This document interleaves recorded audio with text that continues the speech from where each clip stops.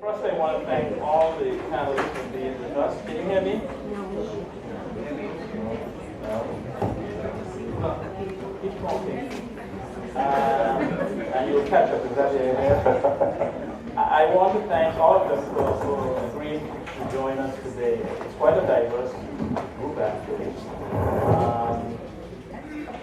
We have a lot to talk about in terms of what's going on in the tourism space and disruption. Firstly, I'm very pleased to have Nathan Lump, who is the editor of Travel and Leisure.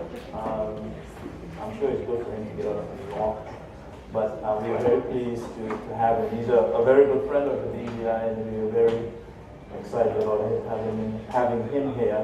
And needless to say, we're going to make sure he sees as much as he can over the next few days. In addition to him is Raina from Las Vegas. And we are not looking at introducing gambling, so don't be even we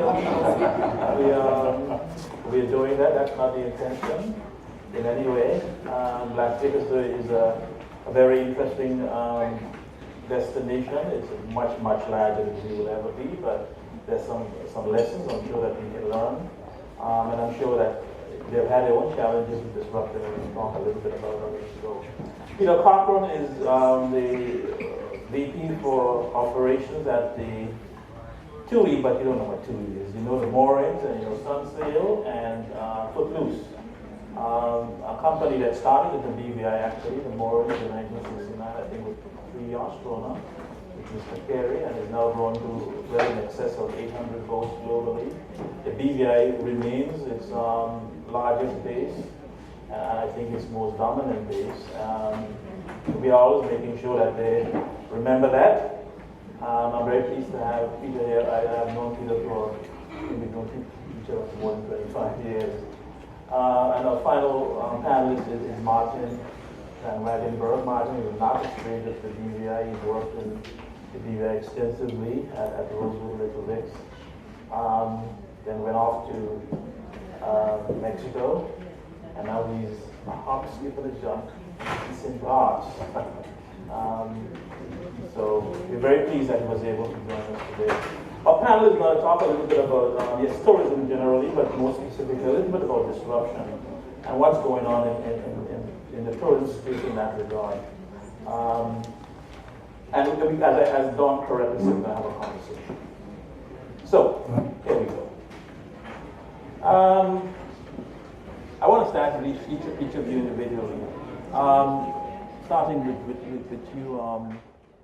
Nathan. How is travel and tourism doing from where you sit in a global way? Because you have a unique vantage point as the editor of one of the more dominant of travel books. Well, so far so good from our perspective. We survey our audience several times a year and ask them, about their changing preferences and their habits and their plans for the upcoming year. And in our latest round of that, a really healthy percentage of our audience said that they were planning to travel more in the coming year, and particularly internationally, that they were planning on increasing their international travel, which I think is really great news for the industry. And to put that in context, our average reader, in addition to sort of the demographic that they occupy, their median age about 50 and household income of about 250,000, they travel 23 times a year on average, a combination of business and leisure. But so these guys are really, really frequent travelers to begin with. So when they're saying that they're going to increase, that for me is a really positive sign for the business. What do you think is driving that potential increase? I mean, they're happy in the sense that the economy is doing well, good? Yeah, I think what we see is that obviously, in the higher end of the market, there's been really significant growth in personal wealth, in the last decade in particular. And so partially I think it has to do with just having a greater, more discretionary income or more a feeling of greater security. But I also think that we've seen kind of a psychological shift, and people are really, if you look at surveys that were done, we used to be owned by American Express, and Amex surveys its audience all the time as well. And even 10, 15 years ago, when you would ask people, what's the thing that they would cut out of their discretionary spending if they, for whatever reason, they felt like things were, they wanted to rein it in a little bit. And travel used to be at the top of that list when you'd ask people, what would you cut out? That's no longer the case. Now people will say, I won't buy the sofa, or I'll put off the new car. Travel remains something that I think people really feel is a right and something that really is additive to their lives. So, so we see it as quite resilient even amongst discretionary spending categories. That's good to hear, because we were worried about some other things we'll get into a little later. Anyway, what's going on in Vegas? And don't tell us what happens in Vegas stays in Vegas. Well, I left and came, but I do have to go back. Although I glimpsed at your beautiful land and I could stay. Yeah, I'm sure we can do something about that. Yeah. I do have to say, okay, a little bit better? Okay, I'll keep talking. I do think that Nathan surveyed the Las Vegas traveler, because almost everything he said I would echo for the demographic that visits Las Vegas.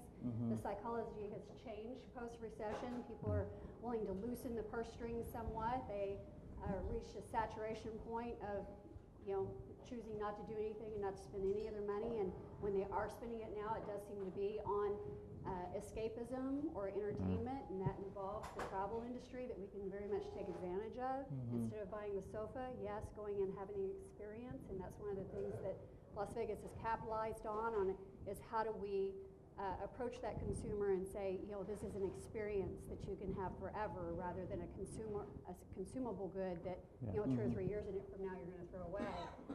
I do think, to his point that he alluded to, where we see that the most, really, the rebound in our market is on the higher end, and the luxury properties have rebounded past pre-recession peaks. The lower end properties, not so much.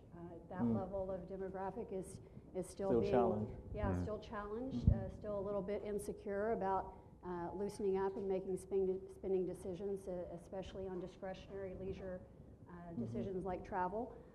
But the good news for the Las Vegas market, the last 2 years we have broken consecutively pre-recession peak visitation levels. We just announced yesterday at a board meeting before I left that we set a new record for 2015 with 42.3 million visitors. Our highest count of visitation pre-recession was 39 million. So we have significantly more people coming now than pre-recession. There is a little bit of pinch on price point. People got really, really used to bargain hunting during the recession. They got really used to saying, the value for the money was really top of mind and very important. And although that has loosened up somewhat, we have peak visitation, but not necessarily peak revenues, because not everything has followed the trends. The pressure on the ADR has certainly escalated up. It's not necessarily back at pre-recession levels. But pretty well, I would mirror, while Nathan was talking, you would think that we had written our talking points together, because Las Vegas is exactly in line with everything that he discussed. Yeah. Has the gaming side come back? I think a couple of years ago, I know Macau was doing very well. They're not doing very well now. For other reasons. So that side too is...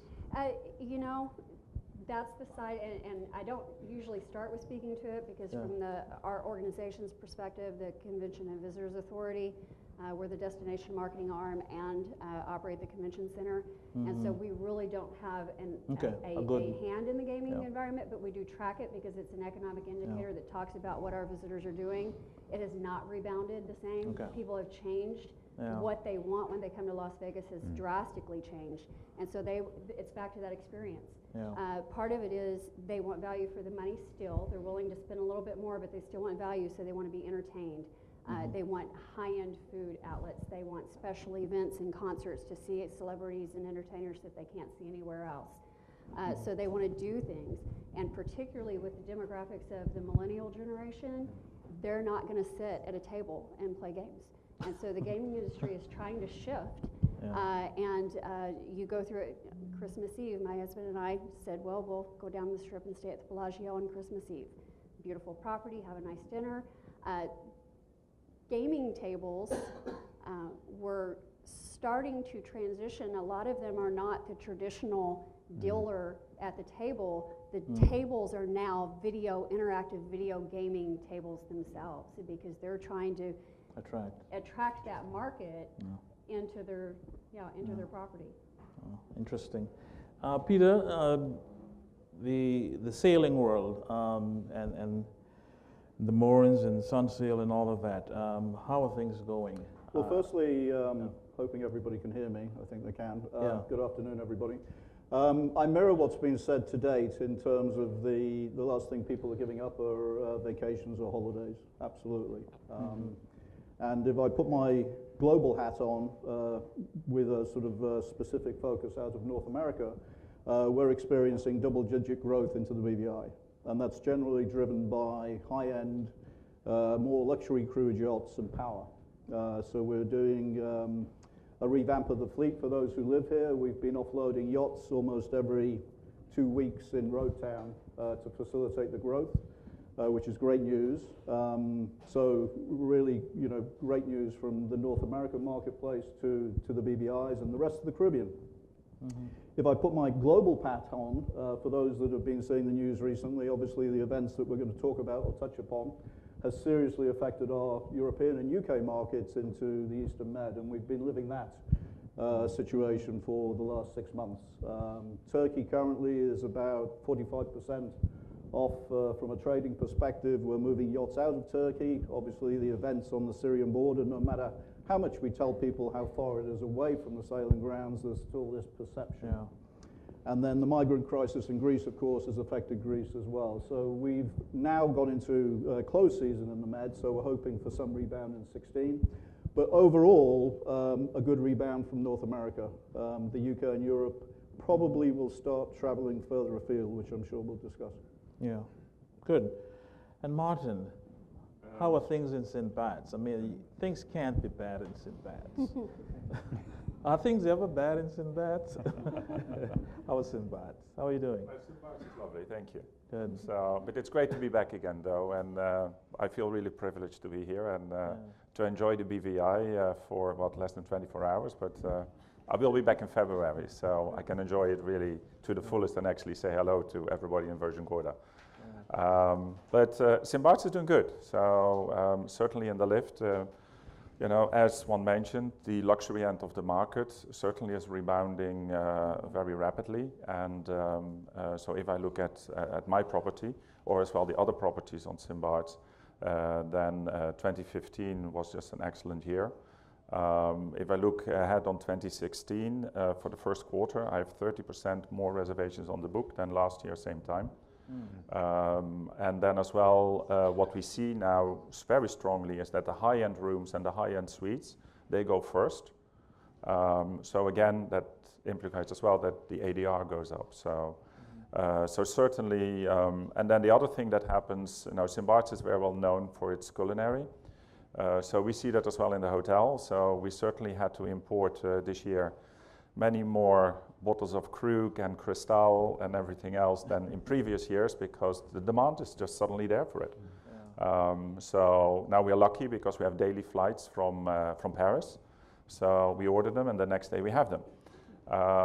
But you can really see that certainly the clients or the guests that we have, they like to enjoy. St. Bart's as well is very known much more for its social element. After all, we have 70 restaurants on the island.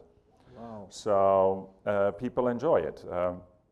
What sets it a little bit apart, I think, from many other islands is that very often, if guests come to the Caribbean, the hotel is kind of the destination. And then people might explore and go out once or twice, maybe 3 times. St. Bart's is a little bit the contrary, because we have 90% of our guests actually rent a car, and people just drive around and go out. And it certainly gives certain challenges on an operational level. So lunch-wise, everybody kind of stays because we have this beautiful beach setting. But dinner, everybody goes out because they have all these wonderful restaurants to visit. So, which is good for the island. But it's great for the island. So overall, the numbers as well on St. Bart's are very, very strong. Yeah. You just spent some money moving the property to another level. Well, I presume that maybe helps as well to see an increase of 30%. So yes, over the last couple of years, did renovations. So we spent 40 million euros on renovating the rooms and some of the public spaces, the majority now. So we have to finish off a few things, but Good. you know, we really kind of put it back up again there. Yeah, got to keep up. My next question is all of you, as many people in this room, are really very well traveled. Last time I spoke to Nathan just before Christmas, or he sent me an email, whichever he was. He said he was off to the Seychelles, and so I wasn't going to hear from him for several days. In all your travels, and I'll ask you individually, over the last year, what travel experience, destination, or product that you encountered that really caused you to sit up in a chair and say, that's interesting?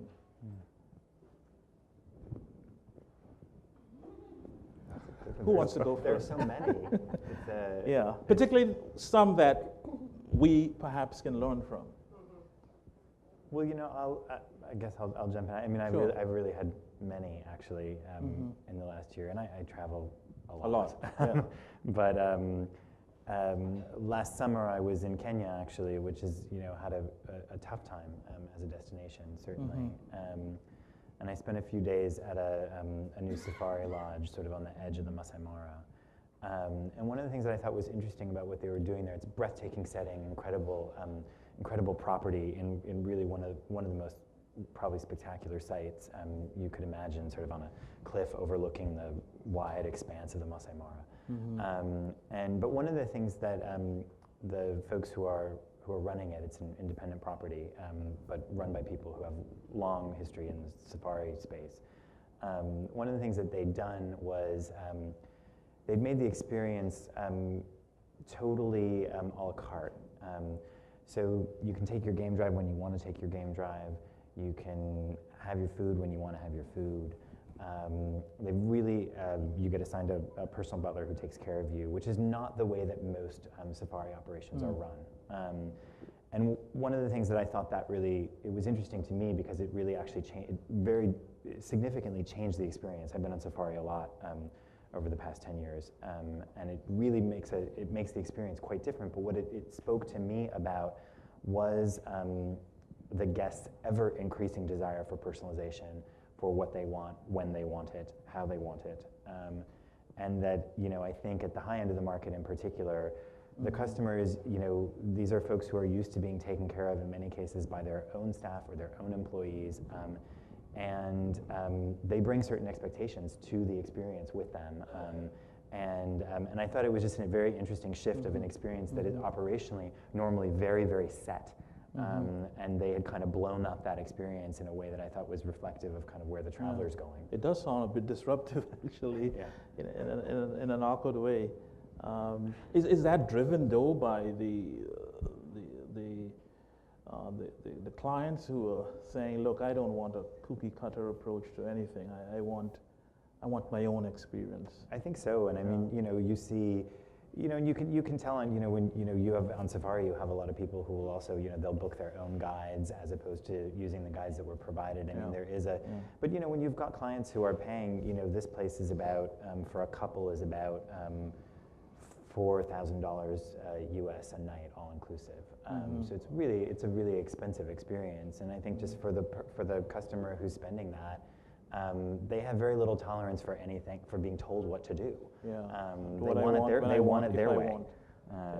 So. Yeah. Raina, what one experience would you wish to share with us? I think one of the things that just anecdotally from myself traveling and friends and family, and that what we hear from our visitors, is that from a functional standpoint, people will make travel decisions based on how painful the journey is. And I'm going to talk specifically about one thing that differs from airport to airport, and that is the customer service and the experience while traveling through an airport, whether it's from the airport staff or whether it's from the TSA agency. And there is this consuming, never-ending consequence that we have from 9/11 that I don't know that it will ever go away, and that is we are stuck with this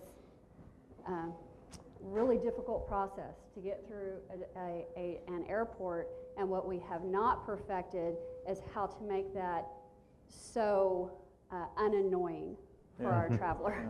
And so there are airports that I travel through, And I don't mind, and people are pleasant, whether it's the airport staff or the TSA agency, or I can't tell who they work for, they're just pleasant. And I can tell that that destination has worked on that.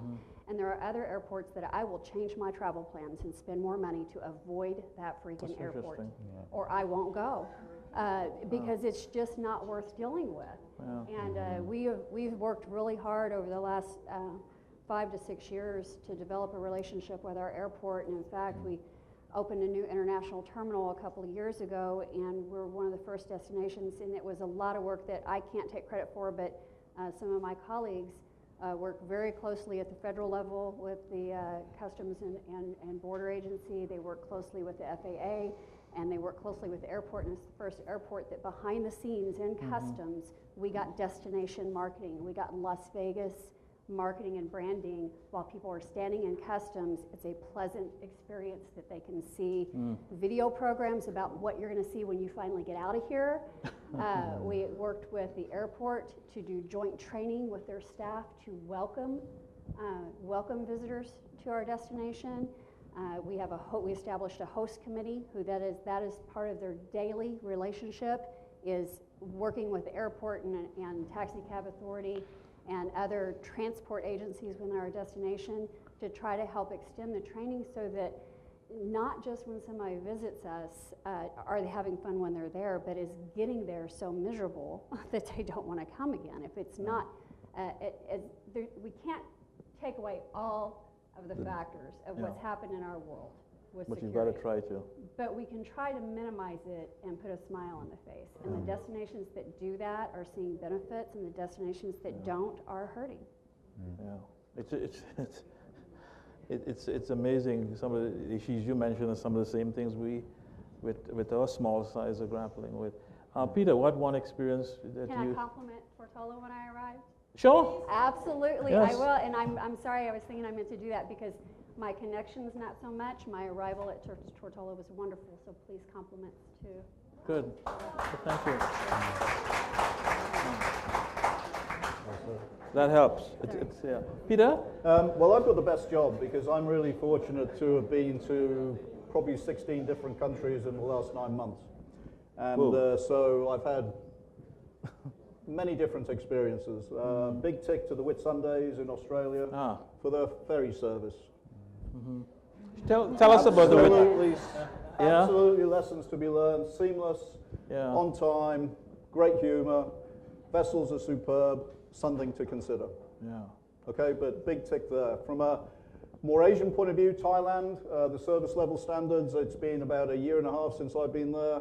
You're saying, you're agreeing? Absolutely incredible. Yeah. Again, a taste, get some folks out there, just go and see what they're doing these days. I mean, it's I won't call it a game changer, but it's certainly been a difference in terms of the last 24 months in that particular location. So to pick up on the point in terms of seamless travel, great news for the Game Changer this morning. Absolutely superb news. I think we're underestimating how good this is going to be. So we're absolutely signing on to it. But seamless travel, people in our world go where airplanes fly.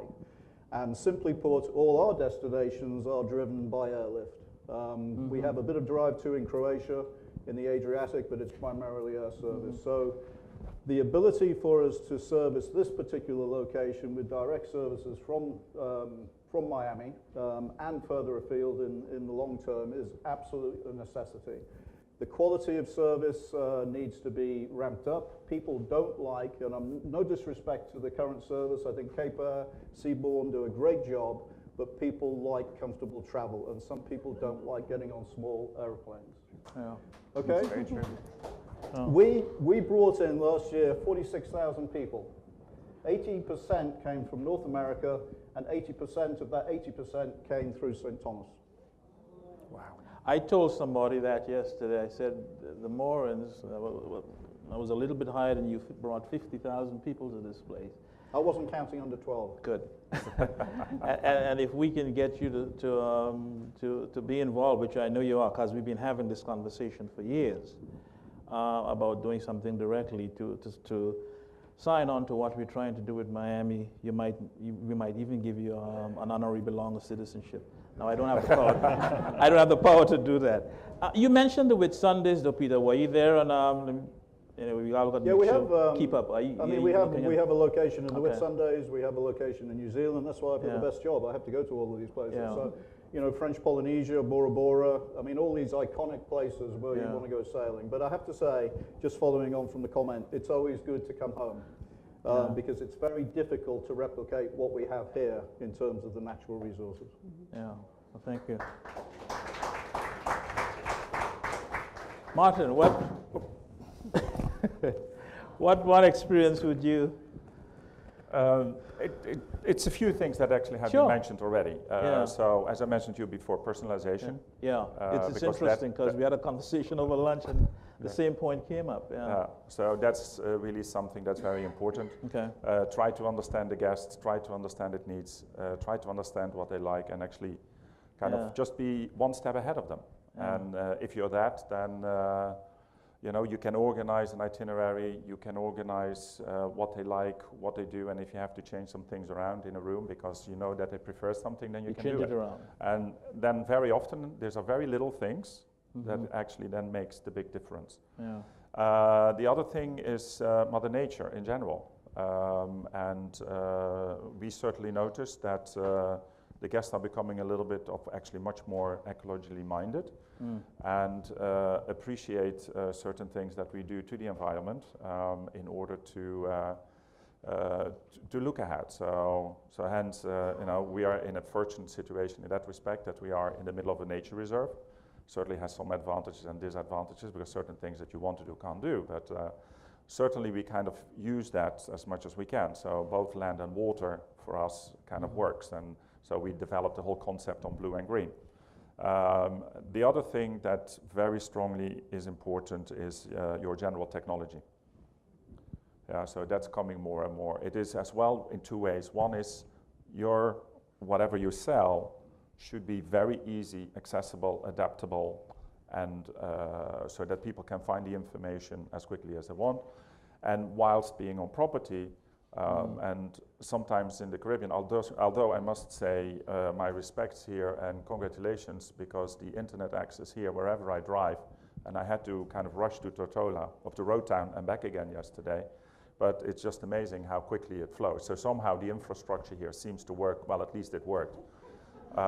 Which was a very different experience I had a few years ago when I was here. So good. Well, at least.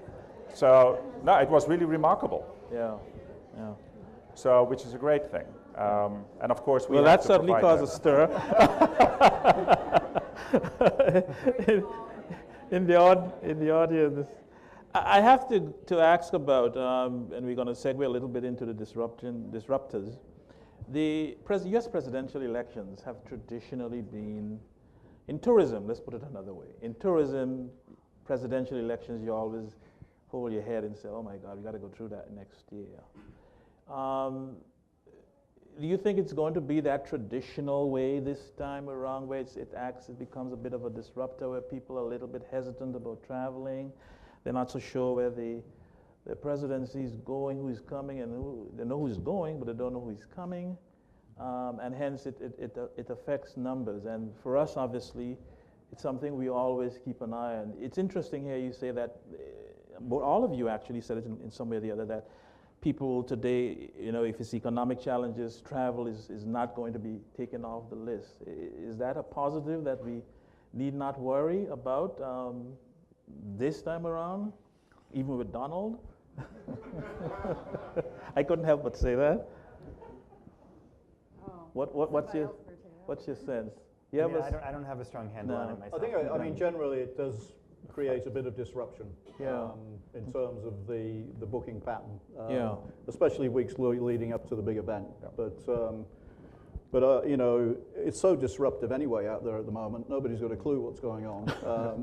I mean, if you listen to the State of the Union address last night, interesting comments about the disruption and such like. So I think we'll, weather the storm. I think there's going to be some sort of reaction during that period, but I don't think it's going to be major. Well, I hope you're right, and for our collective sake. While we are in tourism, is any of those guys who are running for president, any of them who's the best for outbound tourism? I'm asking a very selfish question, obviously. Is any of them that you think, if people decide to vote for him or her, that they will be the best person that will help travel overseas? I think there's some who will be worse than others because those who want to tighten up on visa reform or tighten up on open skies and put more barriers to international travel when we're trying to grow international travel. And I think every destination tries to grow. I think every destination tries to grow international travel. So there are some candidates that I fear will put back in barriers or tighten up barriers to international travel, whether that's through more strict standards on visa instead of visa reform, making it more difficult for people to get visas and to travel for tourism into our country. I think open skies is a threat, to the ability. There's a lot of initiatives that the U.S. Federal government has done over the last few years through the Travel and Tourism Advisory Board and through Brand USA and several other federal programs that advocate for limiting barriers for international travel. And I think there are some candidates that will threaten that, threaten the progress that's been made.